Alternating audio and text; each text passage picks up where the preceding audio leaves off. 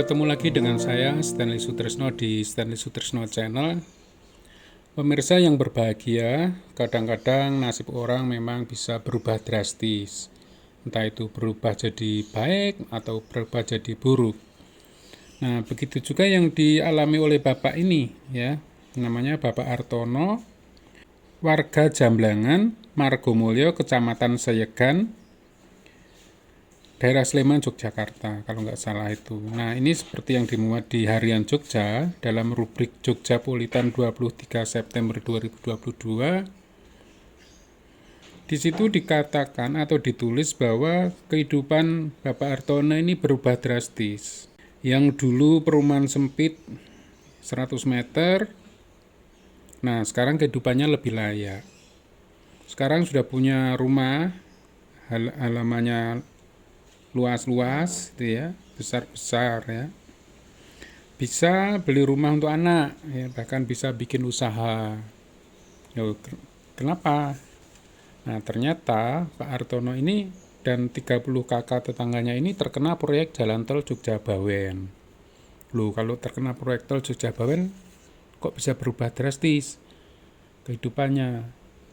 Ya, sesuai dengan cerita yang dimuat di sini. Menurut cerita Pak Hartono itu, karena ganti ruginya itu 2-3 kali lipat dibanding harga normal. Artinya lebih banyak gitu. Nah, kalau harga normal itu 300 sampai 400 juta. Nah, di sana itu minimal terima tuh 800 juta gitu loh. Itulah yang membuat kehidupannya bisa drastis berubah. Tapi sebetulnya bukan itu saja yang membuat berubah lebih baik itu, karena uang yang diterima oleh Pak Hartono dan teman-teman itu, tetangga-tetangganya itu, tidak dipakai untuk konsumtif, misalnya beli mobil mewah, yang pajaknya aja bisa belasan juta, kayak gitu enggak. Tapi uangnya itu dipakai untuk beli tanah, ya, sampai untuk beli rumah baru kan, dipakai untuk beli tanah, ya, belikan rumah anaknya dan dibikin untuk usaha gitu. Nah, ini yang membuat perubahan nasibnya berubah drastis ya. Jadi Pak Hartono ini ceritanya bisa bijak memanfaatkan uangnya, uang yang diterima dari jalan tol, dari ganti rugi jalan tol itu, yang ternyata ganti ruginya itu bisa 2-3 kali lipat dari harga normal. Itu.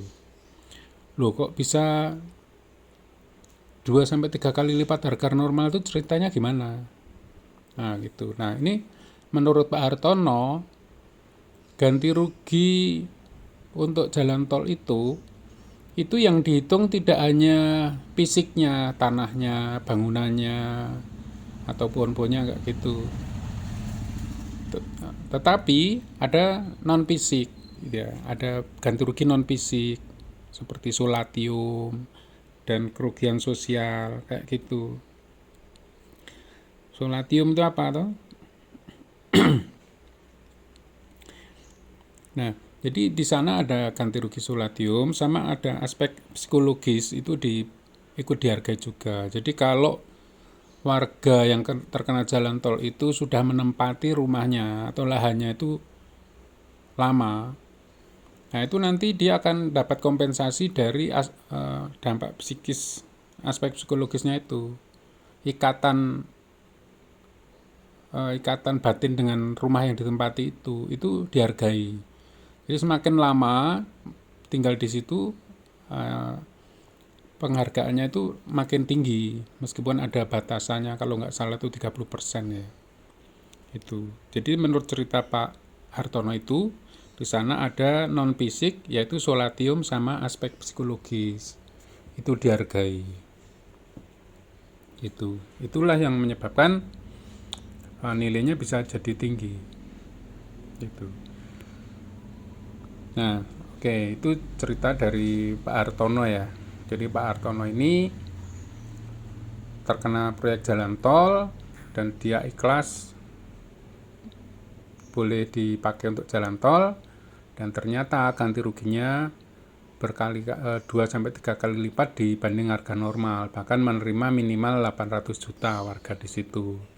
Dan uangnya dipakai untuk kebutuhan yang memang tepat gitu. Sampai untuk beli rumah baru, dipakai untuk membelikan rumah anaknya, kemudian dipakai untuk bisnis, untuk usaha semacam itu, sehingga kehidupannya menjadi lebih layak dibanding sebelumnya gitu. Nah, terlepas dari info tentang Pak Hartono, saya akan sedikit memberikan tambahan terkait dengan ganti rugi jalan tol sebagaimana yang dijelaskan oleh petugas pembuat komitmen, pejabat pembuat komitmen atau PPK Jalan Tol Jogja Bawen yang pernah saya ikuti. Itu ada aspek fisik dan non fisik memang ya. Yang aspek fisik itu ada tanah, ada bangunan, ada pohon-pohonnya kalau memang ada pohon-pohonan itu. Kemudian yang non fisik itu ada solatium. Solatium itu tadi ya, lamanya tinggal di situ berapa kayak gitu, itu ada pertimbangannya. Kemudian juga ini masa tunggu ya. Jadi masa tunggu itu juga dihargai. Yang dimaksud masa tunggu itu kalau nggak salah itu sejak lahan itu atau rumah itu ditetapkan sebagai lokasi yang akan terkena jalan tol ya. Jadi nanti ada SK penetapan lokasi oleh gubernur. Begitu SK Penlok itu turun, nah tanah itu sudah dihitung itu bahwa itu tidak boleh lagi diperjualbelikan seperti itu. Nah, sejak Penlok sampai dengan pembayaran, nah, itu dianggap itu masa tunggu. Nah, masa tunggu itu nanti ada ganti ruginya tersendiri gitu.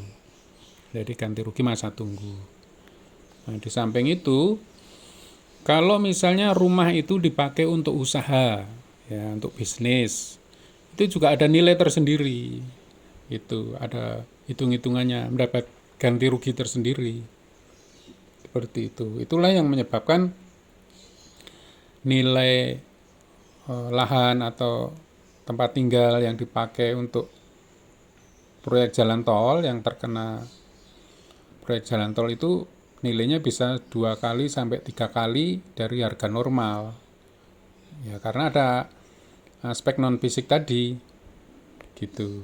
Nah, mungkin itu yang bisa saya sharingkan terkait dengan nasib yang berubah drastis dari Pak Hartono di Jogja ini yang terkena proyek Jalan Tol Jogja Bawen, dan sedikit informasi tentang apa saja sih yang diberikan ganti rugi untuk lahan yang terkena proyek jalan tol ya. Itu seperti itu. Dan yang terakhir yang mau saya sampaikan adalah bahwa sekarang ini progres pembebasan lahan untuk Jalan Tol Jogja Bawen, khususnya seksi 6, terkhusus lagi Kecamatan Bawen itu sudah masuk tahap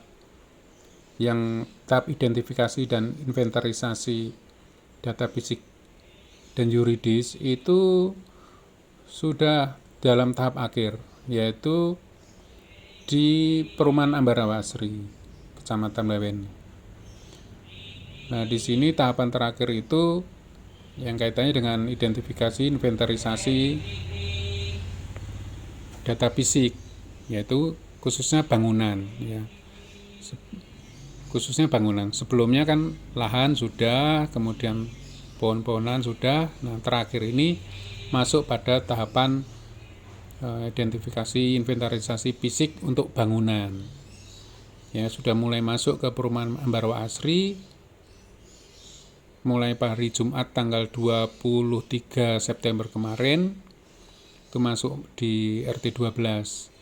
Nah, di RT-RT berikutnya itu informasinya akan dimulai pada hari Senin tanggal 26 September ini. Begitu, itu ada beberapa RT lainnya. Nah, mudah-mudahan di bulan September ini semua bisa selesai. Kemudian nanti setelah selesai identifikasi inventarisasi, maka hasilnya akan segera diumumkan. hasil identifikasi inventarisasi akan diumumkan mungkin 2 minggu lagi setelah prosesnya selesai. Nanti kalau sudah diumumkan hasilnya, itulah data yang fix ya, data yang fix artinya lahan siapa atau rumah siapa yang terkena itu yang resminya, yang fix itu adalah sesuai dengan pengumuman hasil identifikasi dan inventarisasi data fisik dan yuridis. Nah, kemungkinannya untuk Kecamatan Bawen di bulan Oktober ini sudah bisa diumumkan kalau melihat sekarang ini sudah mulai masuk tahap akhir ya. Dan yang terakhir memang sepertinya perumahan Ambarawa Asri. Seperti itu. Nah, dari sini mungkin saya bisa berpesan pada Anda-anda ya, Bapak Ibu yang mungkin rumahnya terkena atau terdampak jalan tol itu, kalau belum ada pengumuman resmi hasil identifikasi dan inventarisasi, itu menurut saya sebaiknya jangan cari rumah dulu atau jangan cari tanah dulu, misalnya bayar uang muka dulu, nah kayak gitu. Terutama yang nanti hanya terkena sedikit, mungkin 1 meter, 2 meter kayak gitu, mungkin sebaiknya nunggu pengumuman ini dulu aja, pengumuman final ya, pengumuman yang fix terkait hasil identifikasi dan inventarisasi data fisik dan yuridis. Nanti kalau sudah diumumkan, ditempel di kelurahan, di kecamatan, nah disitulah rumah atau lahan Anda itu kena atau tidak, itu di situ. Kalau kena berapa meter dan sebagainya itu ada di situ. Nah, jangan sampai nanti infonya belum jelas, sudah cari uang tanah atau rumah baru, udah ngasih DP ke tanah gitu 10 juta, 25 juta, ternyata dalam pengumuman resmi yang fix itu rumah atau lahan Anda nggak muncul di situ kan, atau katakanlah muncul hanya sekian sedikit itu 1 meter 2 meter misalnya kayak gitu kan, jadi bisa rugi nanti. Begitu pemirsa yang berbahagia, informasi yang saya sampaikan juga masukan dari saya, mudah-mudahan bermanfaat untuk Anda. Dan saya mohon maaf kalau ini ada yang kurang berkenan dengan informasi yang saya sampaikan. Sekali lagi terima kasih, sampai ketemu lagi.